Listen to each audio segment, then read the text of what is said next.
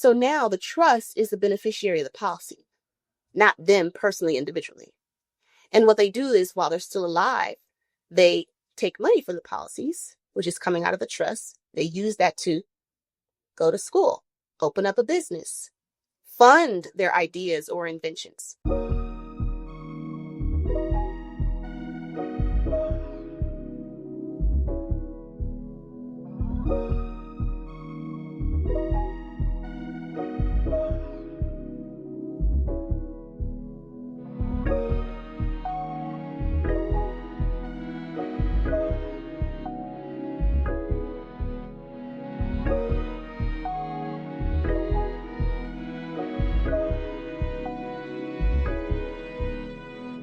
What up, y'all? Welcome back to another episode of the Pretty Girl Progression Podcast. I am your girl, Sherelle.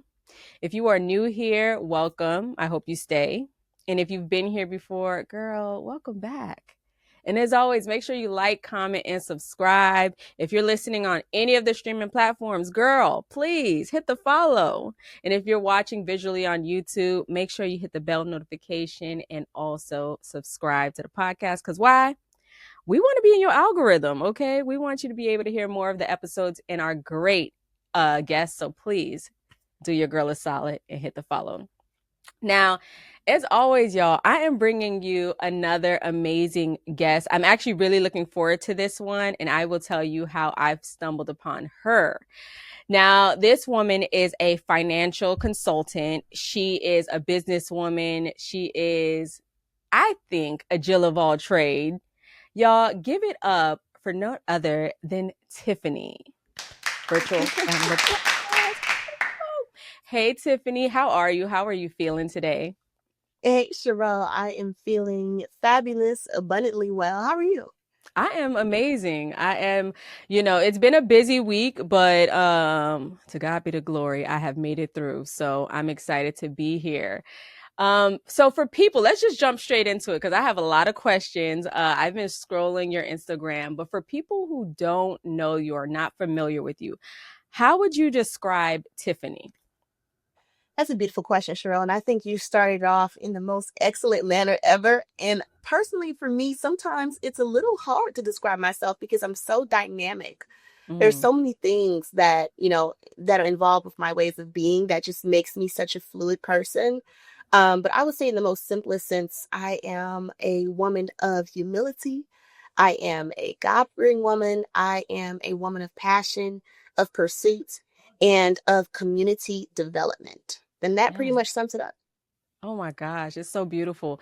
I felt that because the way I stumbled upon your page, I want to say it was like 1 o'clock, maybe 2 o'clock in the morning on Instagram. And I don't even know how I caught you on algorithm, but you were on live. It looked like you were in some kind of office. It was a beautiful like high ceilings. I don't know, but you were just talking and you were talking everything about spirituality and manifestation and just business. And I'm like, I was locked in. Again, had no idea how I stumbled upon you. So I noticed that you are a financial consultant, and that really locked me in. But before we get into that, tell me about how you grew up. Ooh, so, and when I say who, it was not like rough, but Okay. it's just that there is a lot to it. But I am the youngest of four, so I have two sisters and one brother. Mm-hmm. My oldest sister actually passed away in 2015. Ooh, Uh, that's tough. I'm so yes, sorry to hear that. thank you so much. She passed away in 2015 at the age of 22. And It's that young. really affected my life for the better. And I don't say Mm-hmm. for the worse, I say for the better because I really feel like out of certain events in our life that it really puts us in a place to where it develops us into our highest self, if that makes sense. And as Sure. unfortunate as some events may seem, there's blessings behind it. But the way that I grew up was I grew up in first what they call the ghetto, but it's not Mm-hmm. it's no longer called the ghetto anymore. It's now gentrified um, Watts, but they now call it Mid City.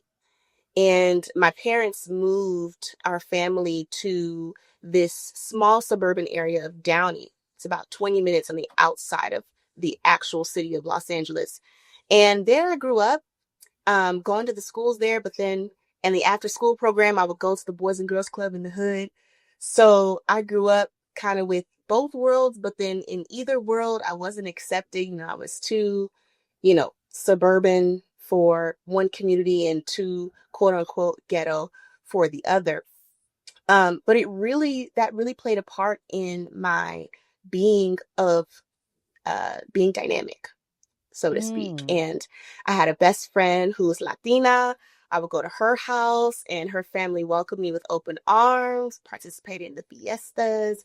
And from there, I cultivated a passion for cultures. So Mm-hmm. that pretty much skyrocketed me into being curious about other cultures. And now today I'm fluent in 3 languages and I speak maybe 5. And it has been definitely a beautiful ride, a beautiful ride. Yeah. It's funny you say that, just, you weren't too much of this or that for your culture, the hood or being suburban, what they call. I was the same way. I grew up in the hood, but then I moved to Pembroke Pines. And in Florida, like Pembroke Pines was, a lot of white folks. So to me, that was my first time being surrounded by a lot of white people. And it was just definitely a culture shock, but I could understand because even me being Haitian, people couldn't understand, like, where is she from? Because I travel and because I've seen so many different parts of the world, it was always like, you're like a white black girl, whatever that means. Right. So I totally get that. But interesting enough, you talked about speaking different cultures, one of them being Korean. Yes. How Yes. did that come about? So you mentioned culture shock, and I have went through many culture shocks in Mm-hmm. my childhood, my young adulthood, and one of them was the transferring of high schools. So growing up, I'm the youngest child. They say the youngest child is the most spoiled child, For and it sure. could also be the most responsible child. For So sure. I happen to be the most responsible child, but also the one who academics was placed very heavily on me. Mm-hmm. So, and then sports on my older siblings. So when it was time for me to go to high school, my mom did not want me to go to Downey High School, which was the high school of the city we were living in, because they put a large emphasis on sports, but not on academics. Mm-hmm. And so I remember this like it was just yesterday. It was the summer of 2011. And we were looking into the top schools of California. It was either I was going to be homeschooled, or if there was a local school that was in one of the top schools, I would be placed there. So lo and behold, at that time, Cerritos, California had the number 1 school in the state. It was an all honor Oh, school. I didn't end up going there though, because you had to live in the city to go there. So we went to the next best, which was Cerritos High School. And this is where the culture shock came in. First thing was Downey High School had about 6,000 students. Cerritos High School had 1,000 students in total. wow. It was Very 80% intimate. predominantly Asian, because the city of Cerritos is mostly majority Asian. And that is where I took up both Spanish and Korean at the same time. And it was a beautiful experience because I'm very grateful that the school was smaller. The Yeah. teachers took more time with the students. Mm-hmm. And there was just so much that I'm grateful for. But that Yeah. is the story behind that. I think that's so cool. I did want to ask you something because, and I want to just double back only because I have 3 siblings. Well, 4 I have 4 siblings. Sorry, sister. I was raised with my 3 brothers, with my mom and my dad. And then my little sister came along with my dad and my stepmom. And when you mentioned one of your siblings passing, like, my heart, one of my biggest fears. So I always want to know more about the grief process. And I wanted to ask, when you went through that, what is it that you really needed to maybe hear from your parents or people around you when your sibling passed? Well, what I needed to hear was that you don't always have to be strong. You don't have to be the strongest of the family. We can be here to support you as well. But that's not the way, obviously, that's not what I heard. and it's not the way that it turned out to be. Um, and I'll touch back on that, but that is something that I need to hear, especially Mm. as I was still a child, I think 17, 18 when my Mm-hmm. sister had passed away. And so I was taking on a lot. I was taking on being the rock of my family. I was taking on losing my best friend, having lost my best friend, like in the Yeah. whole entire world. Yeah. Um, and I was also taking on being a full-time college student, and thinking about the financial future of my family. And then also potentially going to being an officer in the military, going to Air Force officer training. So there was a lot happening all within the same time. Wow. Um, but of course, everything happens for a reason. And even though that was not something that I heard, that I didn't have to be strong, it taught me how to be strong. And it Yeah. also taught me that death isn't the end. That is what that experience taught me. Um, Absolutely. but along the way, that led up to me pursuing this emotional journey or emotional intelligence journey that I've had over the last 2 years. So again, everything happens for a reason, but those are some of the things that I did not hear at that time. Yeah. You talked about the emotional journey over the years because you give me a woman who is just so wise and so advanced beyond her years. And I know that's due to your upbringing as well as, you transitioning in different schools and just travel. Transitioning into womanhood is not always easy. I come from a very hard, background where my mother wasn't necessarily in my life, but my dad was always there. My grandma, my grandpa, like the village did village even without my mom being so present. And so when I did have like my first cycle and certain things, transitioning into womanhood was hard. So I'm always curious, for other women, how is transitioning into womanhood for you? I feel like there's stages for the Mm-hmm. womanhood.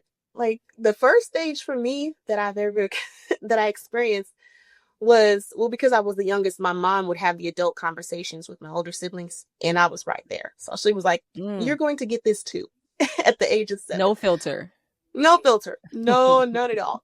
So that was the first stage of my womanhood. The second stage, of course, when we go into the menses and, becoming of age, so to speak, and that's around middle school, high school time, and Yeah, dealing with um uh the pressure, the social peer pressure at schools of like, who should I be? That's an identity crisis. for sure. And I actually would love to talk about that more with younger Yes. girls, but that was a second stage.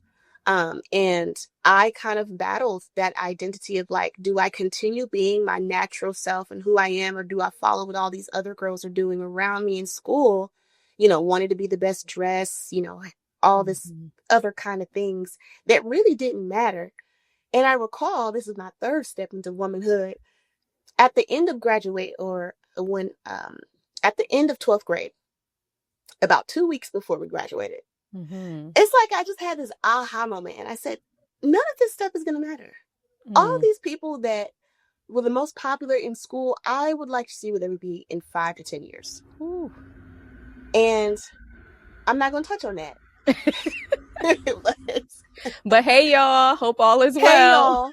y'all. Hey, hope all is well. But really, at the end of the day, it didn't matter. And I'm Yeah. so glad that I was able to come into that knowing at that time of being 16, 17 years old at the end of high school. Wow. Um, from then on, I went straight into university and I really kept to myself in a Hmm. sense of I wasn't out there, you know, dealing with having boyfriends. And I was just focused on school, becoming a trauma surgeon, which was my initial goal, and being an officer in the Air Force. So I was Hmm. focused on structure, school, and where I was going to be in 10 years. Yeah. Yeah. You talked about as far as like the identity crisis, especially, when we're 16 years old, we don't really know who we are, what's going on. At the time, we're thinking about boys, we're thinking about, like you said, like being popular, maybe what sports you're going to do, homecoming, prom, all that jazz. So my question to you is, as far as being in high school, and I know you didn't go through identity crisis, but women or young women at our age do go through these identity crises as far as popularity and, prom and boys and, transitioning into what womanhood is going to be, what advice would you give to a young woman going through those identity crises at that time? Focus on the things that really matter would be Mm-hmm. the first thing. Be present. Be present where Yes. you are, and just be grateful for the moment in that age. And I know that that's something hard to do in the moment because there's so many other diverting factors that are around you at this time. But Mm-hmm. trust me, just as my parents used to say, you're gonna see when you get older. Um, but Yes. focus on the things that matter. What are the things that you want out of life? And see, put a plan together, or maybe sit down with someone to at least discuss some of the applicable ways to get there, some of the steps it takes to get there to that position. You're going to have a husband if that's what you desire. You'll have a house if that's what Mm-hmm. you desire. You'll be able to travel the world. You can be best dressed and look as pretty as you want for the rest of your life. But right now, those are not things that are priority. Your education is priority. Your mind, your spirit, your soul, your love. And so Mm. don't let anyone else affect that and bring on any more hardships than you already have. Yes, and so it is. I absolutely love that because I always say with Pretty Girl Progression, it's all about making a choice and making the decision to want better and do better for yourself. I would love for everybody to be able to just keep digging into like, yeah, you can do it, you can do it. But if you don't believe you can do it, nor do you want to do it, then how are you going to get it done? So I love that you said that, to focus on yourself and your education. Yes. So Tiffani, we before we get into what you actually do, because I have a lot of questions with that, okay, and I'm gonna be taking my own notes. I want to play a little game called This or That. Can we play a little Okay. game? Yes. Okay. So I'm gonna get into self-growth and lifestyle questions as well as money and success. And then you could just tell me why you chose the answer that you chose. Okay. So confidence or inner peace? Oh, Sherelle. Come on, Tiff. Okay. Inner peace. Why? Because with inner peace comes confidence. You can Mm-hmm. have confidence, but inner peace is not it's not a sub factor of confidence. You can be confident. Like, the confidence is the external factor, but the Mm-hmm. inner peace is that internal factor. And when you have that internal factor on lock, oh, the external is lined up. You don't have to worry about it. I know that's right. And I always say it is nothing like having peace. On my whiteboard, I've had it for almost a year. Like I just want comfort, clarity, and peace. That's always my prayer. That's always what I desire. And ooh, it's nothing like it. Okay, so journaling daily or meditating daily. Meditating daily. And Meditating why? daily. Because journal is included in meditation. Mm-hmm. But, a journal doesn't necessarily have to be physically with a pen and paper. I can journal by way of speaking out loud. Have you ever done that before? I feel like it's just like, in a sense, like speaking things into existence. The power of the tongue is very real. So speaking life or death into the tongue. Yes, yes, Yeah. absolutely. And I can write things on. So I've come to a point in meditation now where I can actually envision things as they are. So I can write in my mind. And there's a whole nother, I don't want to get too woo woo, they say, but there's a whole nother rabbit hole. Baby, I'm all about the woo woo, okay?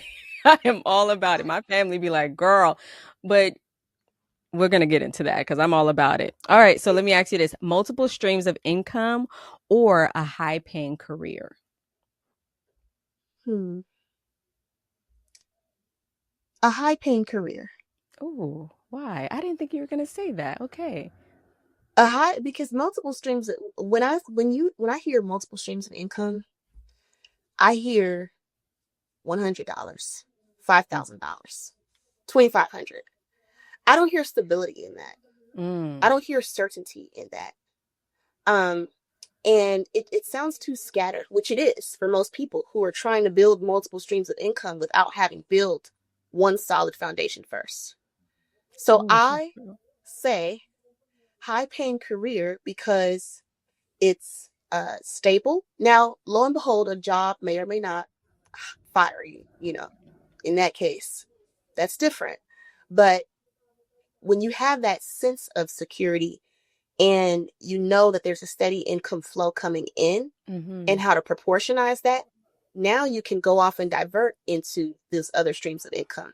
For Taking sure. maybe one of them is taking the knowledge that you're getting from your career, offering that as a coaching program, what they call selling your brain or selling your mind.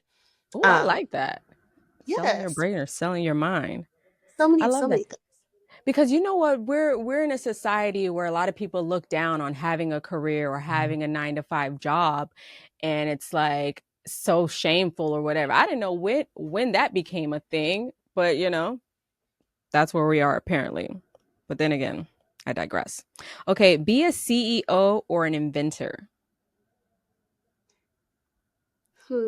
That's a good one. Okay, I will say be an inventor. Now, why an Be an inventor. inventor? I know why. You know why? Well, not for you. Your Oh, answer, no. For me, I'm like, yes, inventor. yes. I say be an inventor because to just be a CEO is about image, being the head of something, the head of a company. Okay, that's great. That might be now. Let me say, if that is your skill, now follow your zone of genius. I read this in a book. Your zone of genius. If your zone of genius is operational management and being a top leader in a group setting, by all means, CEO. But I say inventor because there's a lot of internal work with being an inventor, and you go through Mm. a lot of processes in terms of building the business, being the CEO, understanding how the business works, and really building like this Yes, beehive all together. But not only that, you're putting out a new idea to be in support of the world when you absolutely. invent something. So there's global impact on that potentially. So that's why. Absolutely. That's exactly how I would have, well, not verbatim, but how I would have phrased it too, because to me, it's like a one of one, you're cemented in history for being an inventor. So I would absolutely agree. Okay, so last question. Let's go build a legacy or live in the moment. I can't build a legacy while I'm living in the moment. Build a legacy. Build a legacy. Absolutely. Build a legacy. Absolutely. I love build a legacy because I mean, my biggest thing is I'm gonna have 50 acres of land. To me, that's legacy, like building pretty girl progression because that's what God called me to build something with women, not just in the city but the world. But my biggest legacy is just to like have 50 acres of land, keep it in my family's trust. It just continue to grow and flourish and just make a name for ourselves. So legacy for sure. Speaking of legacy, let's talk about LegacyCon, your baby. So, for those who don't know about LegacyCon, tell us more. So LegacyCon is the first and ever financial conference out in Los Angeles, California for us by us. And when I say us, it's just not, sisters like yourself and myself that have this color skin. Mm-hmm. It really is for all of the underserved people of humanity that look differently than you and I. But I say that because LA is a diverse place. We Yes. have the Latinos, we have the Asian Americans, we have the blacks, we have, poor whites. And Mm-hmm. there are individuals in every community, every race and ethnicity that have not gotten the proper financial education and literacy on how to create wealth, not only for themselves, but also create that legacy. For So that's what sure. the Legacy Conference was all about. Mhm. Mm-hmm. So Is let's all. talk. Let's talk more on that. How did that come about? Like initially, was it something that you were in your room? It came to you during prayer. How did that actually come about? I love that. So when I decided to take deeper steps into being emotionally intelligent, and what that really means, let me just break it Mm, down instead of using the please. phrase.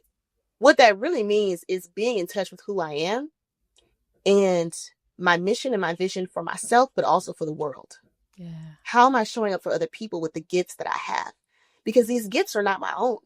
They are to be used. For example, I was just listening to Janae Eiko and I was thinking in my head, like, thank you, Janae Eiko, for putting your voice out there, blessing Yes. people like me and other people with your voice to help us through, I don't know, hard times, have a peaceful day in life. But Yeah, had she not put time into that, we wouldn't have that gift, for right? Her sure. gift in our life.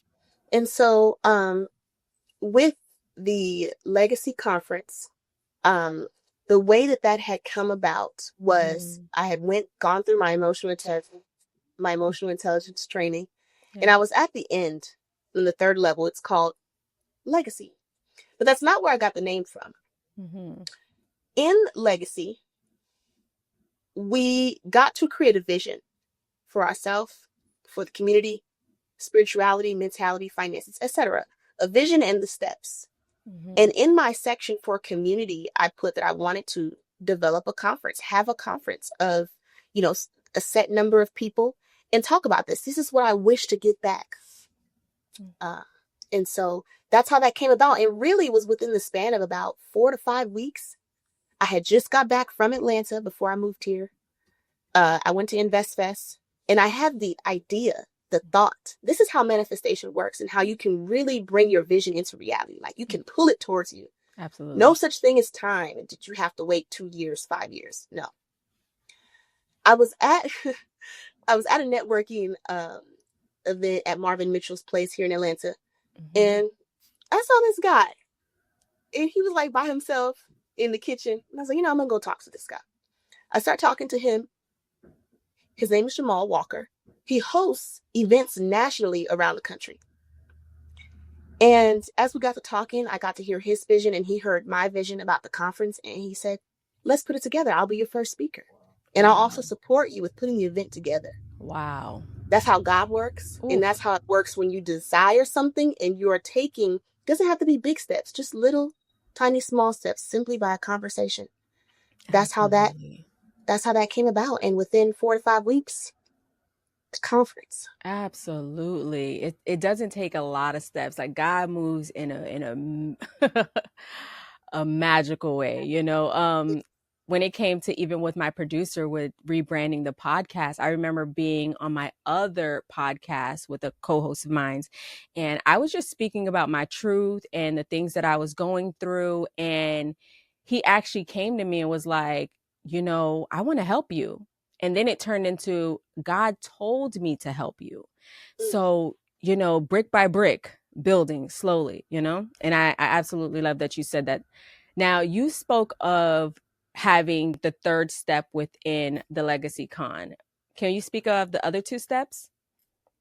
The other two steps before I got to the Legacy Conference. Yes. Yes. So, um, oh, you mean the legacy training? The legacy Is training. Sorry. Yes, okay. absolutely. Yes. Yes. So it's an emotional intelligence and leadership training, Hmm. and actually, I am a part of the supporting group that's putting one on here in Atlanta, Georgia. Cool. So the first one's going to be in June, but the one that I went to was out in Culver City, near Hmm. Los Angeles. And the first step is basic. And really what that is like a basic surface level of you tapping into yourself. It's a fun training. It's not where you have to like sit and take notes all the time. It's very interactive. You have dyads, which is like a conversation like you and I if we're in partnership. You have group Hmm. settings, you have meditations, some journaling, some homework, and fun games. And so I did that. Then I went to the second one, which was advance. And advance is getting beneath the surface level of your Yes. emotions. But really, at the root of it is relationships. Hmm.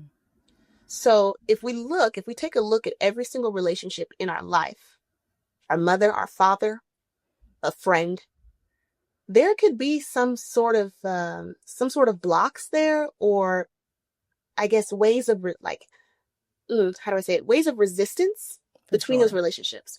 But how do you clarify that relationship? And what do you need to get through in order to do it? Now, it Hmm. doesn't mean the other person has to be clarified with you. It's only that you are clarifying with them. Wow. And so with that, you create that inner freedom, inner flow, inner peace. And that's when creativity comes out. That's when the energy comes out, the love. And love is one of the highest frequencies Yeah. that you can embody when you are out in the world. Yes. Love. Oh, absolutely. Oh my goodness. Okay, so let me ask you this because I was at InvestFest, so that's probably how you came up on my algorithm. But how can people be a part and support LegacyCon? Yes. So you can follow at the LegacyCon on all platforms. That's Instagram, TikTok, and YouTube. And we are looking forward to having our next events. I won't say what they are yet. We took a hiatus for 2024 just because I'm very big on if it doesn't feel right, then I'm not going to force it. Absolutely. So there is 20, just stay tuned. Stay tuned. The Legacy Con, Okay. stay connected, and we'll be posting some updates there. And you can follow me as well. And I'll be doing collaborative posts. Absolutely. You guys, I'll have everything in the description. Okay, don't worry. I got you. So let's speak about financial consulting. Now, when people hear financial consulting, to me, I think people think, well, I don't have the money, so I don't even want to hear about it. But what really got you into financial consulting and how do you help people when it comes to finances? Yes. So I'll start with I changed it to consulting because a lot of my clients and non-clients came to me on a consultative standpoint. Okay. Before it was financial planner, Hmm. and the before it was just financial services agent. Hmm. But how I got there, I actually was a real estate professional out in Los Angeles for 6 years, selling What? homes, being very supportive in that way. Okay. But it was the beginning of my entrepreneurial journey, but also the educational side of me giving back to the community for how to build wealth. And so through that, I got to learn the ins and outs processes of real estate. Hmm. So it came to a point where in 2023, to be specific, July 2023, I had my last real estate sale in Laurel Canyon. And it was great. You know, I supported all of the families that I've supported, gave them the keys, but it I felt like something was missing. Mm. That was the first thing. I wasn't all the way fulfilled. I didn't feel like I was living up to my gifts in fullness. Mhm. And I was also working 24/7. And that's also something that I did not wish for myself or desire. So I'm calculated before I take any steps. And I ask myself, what is the exit strategy of being a real estate agent? Mm. The only two is to become a broker, build a team. Maybe Yeah. that would alleviate some time. Or, get into investing myself, Mhm. or stay a solo agent. And those three things were not right at that specific time. So that's when I decided to go into basic of that training that I was sharing with you. That was Yeah. July 2023. And from there, I got clarity in my path, in my vision, my Mm. gifts, all that transpired. And so at the end of that, I wrote down four things. I wrote down financial advisor, coach, public speaker, life insurance. These are four things I wrote down on my whiteboard. And I said, okay, I know that my gifts can show up in any one of these four categories, Wow. but I just need to choose one because I also need to earn a living. I need to make Mhm. money as well. So I already have my life insurance licenses. When I said, why don't I take that extra step into that financial advisory role, so that I can create comprehensive plans rather Mhm. than just a life insurance plan. And Yeah. that's what I did. And I've been showing up and out ever since. I feel like your spirituality had to be at the forefront because when people hear real estate agent, mind you, sidebar, I definitely went to real estate class like twice. And the first time I just wasn't prepared. I was serving tables and then thinking that I can do, a few weeks of real estate school and pass. And that was an epic fail. And then the other time, I ain't gonna hold you. I did try to cheat on the test because everybody else was doing it in class and I still failed. Okay. But a lot of people hear real estate and they think I'm going to make a lot of money. Like this is the way to go. But what I'm hearing from you is that you wanted to be purposeful and like be spirit led. So you decided to go another route, to people who kind of struggle with the money versus being purposeful. What would you say to them? Mm. That's the other thing that I wrote down too. Impact over money. Impact over So my money. first 2 years, actually it was impact over income, excuse me. I wrote that impact with the greater than sign symbol. Yes. Impact over income. Um, in my first 2 years of real estate, I didn't make any money. Mm-hmm. I was still full-time in school. But after that 2-year mark, I decided to go full-time in real estate. After the 2 years of not making any money, I said, something's got to give. Okay. Okay. I need I need to give it some more time. Maybe I'm not putting enough time into it. And once I did that, things took off. Before I left real estate, I was at the height of my financial income. Wow. I've had 20, 30, $40,000 months. But that's why I said, at that point, even at that point, something was still missing. This is Mm-hmm. why money will never be the answer. You can talk to multimillionaires, billionaires, and they may have all the money, but they may not be happy, satisfied, or fulfilled in life. Yeah. So that's what led me on the path of my discovery of what was fulfilling. Yeah. And how should I exactly show up? When you're not when you're not achieving fulfillment, it's also because you're not using your gifts. You're not being Yes. who you are, who you were called here to be. I meditated the other day and I heard clearly, at clear as day, as you and I are talking right now, in my head, because that's how it happens. Yes. But it's a higher self talking to me. And she said, are you ready for your calling? That was just the other day. But I've gotten to the quote unquote median or higher income monthly levels, but still at that point, you don't have everything. Yeah. The money is not all. Money is just a sub factor. Absolutely. Absolutely. I love how you said you were listening to your higher self. A lot of the times I think that we're in this little space in our life and we think, well, I can't give financial advice or I can't do X, Y, and Z because I don't necessarily have the tools, but it's your higher self calling you to that. So you're more than equipped. I think it definitely takes time and patience with yourself and giving yourself grace, but for sure your higher self is speaking to you. I love that you said that. For me, when I was in Dubai back in 2012, mind you, I was working at the Clevelander Hotel on South Beach. Okay. So if you could just imagine what South Beach is like back then, a time was had. And I was making the most money I thought I ever made, but I was blessed to go to Dubai. And my boyfriend at the time, his mom said to me, Sherelle, you got to do your personal work. So while I'm sitting in the desert, and mind you, at this time, I mean, my grandpa is a pastor. I went to church because that's just what we did every Sunday, but I never really had a relationship. And God spoke to me so clearly, the same way you say, the way we're having a conversation, and was saying, you're going to do something with women, not just in a city, but the world. And after that, I had no idea what that was going to look like.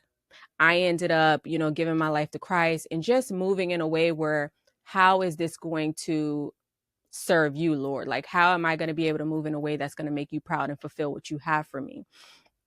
And ever since then, I've been on a journey, girl. Okay. I've been on a journey. So to anybody who's out there who really, you don't know what your purpose is and you're not sure what to do, definitely be centered in your relationship with God, whoever you deem God to be. And you're going to be all right.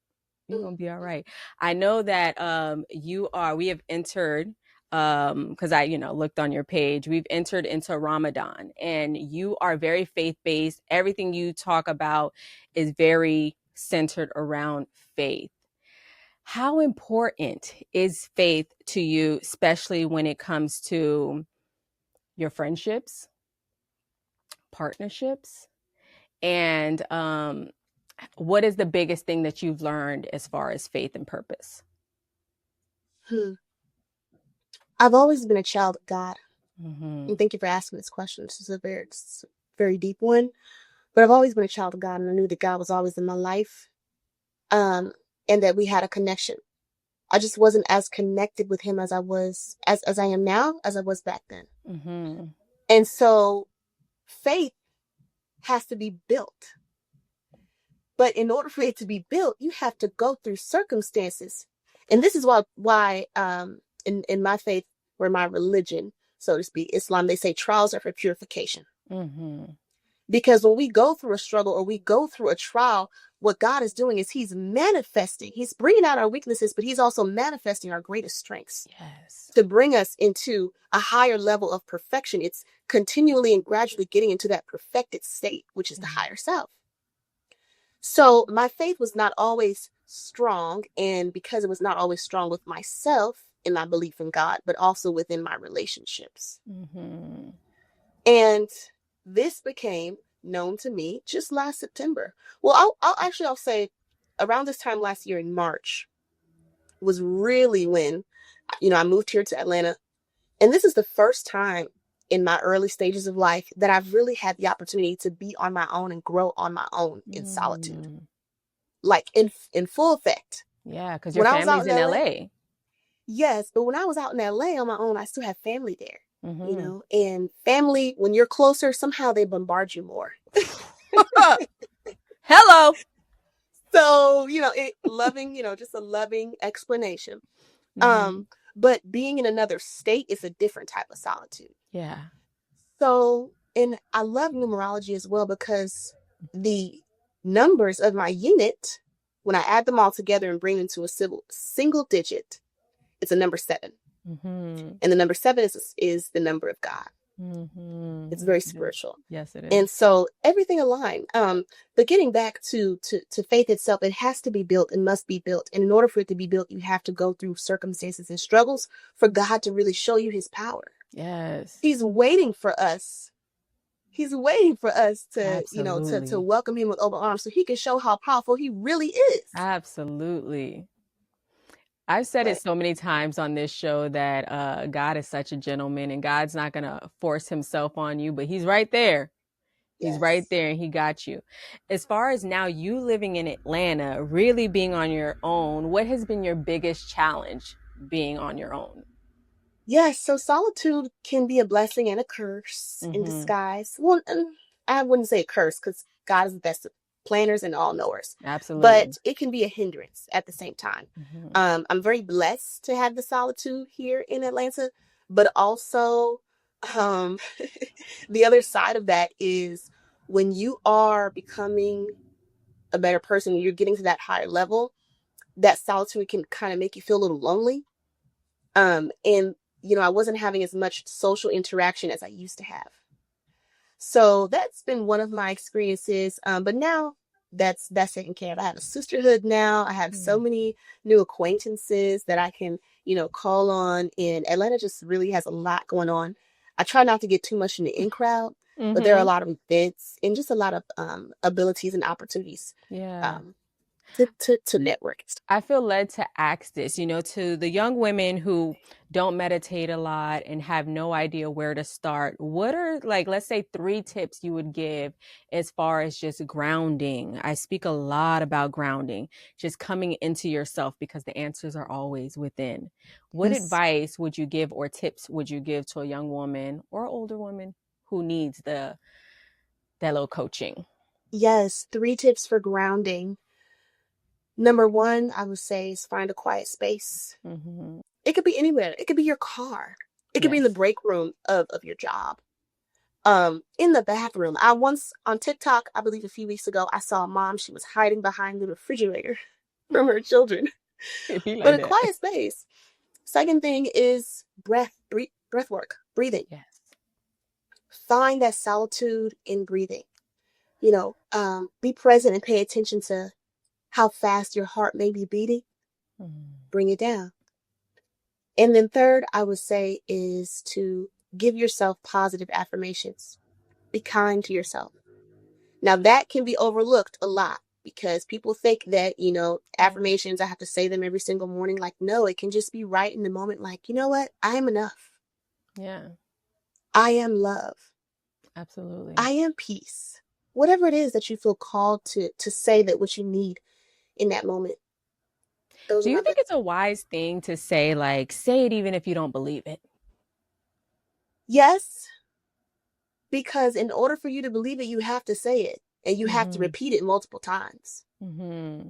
You have to repeat it multiple times. If you don't say it, if you don't get it out, how could you ever believe it? Yeah, It's the same thing with faith. How you do one thing is how you do everything. absolutely. Absolutely. So, I wanted to because we're gonna wrap up soon, but you talked a lot, and I know I'm going a little backwards, y'all, but there's certain things I need to ask. You talk a lot about trust, right? And getting a life insurance policy. I hope that I have that right. Can we talk a little bit about that? Because I'm in a space, I've been should have done this. Let's talk about trust and life insurance policy. You talk a lot about the Rockefellers. Like, let's get into that, please. yes, What's the biggest thing that you want people to know as far as life insurance policies and, a trust? that it can be affordable and it doesn't have to be difficult. Mm, That's it. as simple as that. It's Jeez. simple. Keep it simple. Are there people that you care about? And also, do you care about yourself? Yes, and Because yes. people think that the only life insurance policies that exist are the ones that are just for, your legacy when you pass on, and you don't get any benefit from that. It's for them. Well, obviously, if you love and you care for them, it's great to have it. But there's also another type of policy where you can have the benefits yourself too while you're still alive. Hmm. And this is, again, what the Rockefellers did in order to create that sustainability and the wealth they have. For So a sure. lot of corporations, even the banks, okay, all of the well-known banks that we know today, JP Morgan, uh, down the list, right? They're not Hmm. sponsoring yet. So, Okay.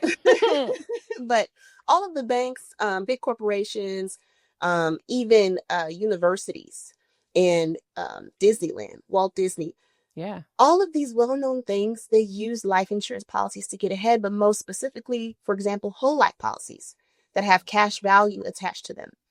And so what they did with these policies, and they still do it today, is they take these policies and they get one on themselves, they get one on their business, they Mm, get one on key employees, they get one on their children, and they put these policies into a trust. So now the trust is the beneficiary of the policy, not them personally, individually.